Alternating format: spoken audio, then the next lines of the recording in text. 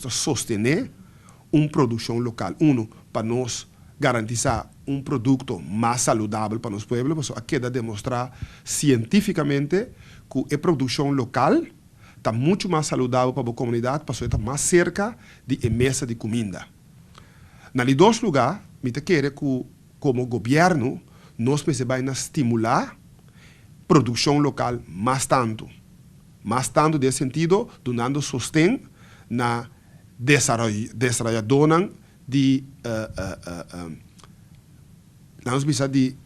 inteira área de produção local. Nós precisamos dar mais sustento. Então, para sustento, nós delinha manejo dirigido riba a produção local aqui. Nós, assim, nós contato, em verdade, tem uma lei que está dando de conhecer que no momento que tem produção local, que a produzir suficiente verdura local, lo limita importação de estanco também feita fora.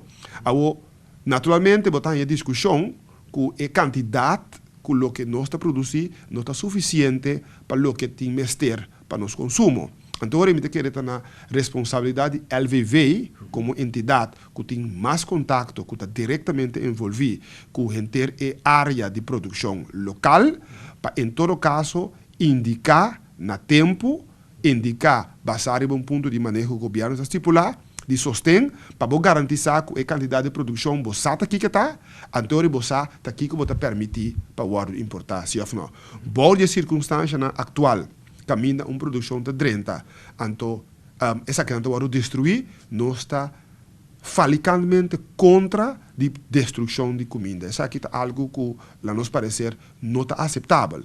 Seguro se essa aqui trata de uma produção que está saúde, nesse sentido que não tem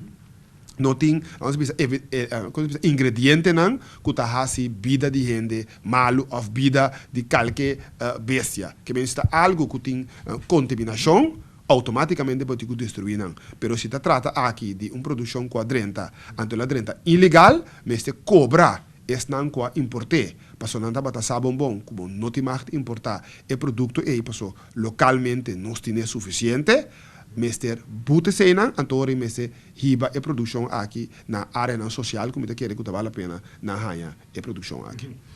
Que começa a fazer o reclamo de importador, Sr. Cleopa? Quando você tende lista de LVV, você tem prática não tem e orei nós nos obrigar a importar. Bom, isso é eigenlijk nós indicar que nós que reconhecer a inquietude de estanco a importar. Porque não tem uma responsabilidade de garantizar que o estabelecimento não tem suficiente produto para oferecer na nossa população, na nossos clientes. Então, isso aí, me quer algo sagrado.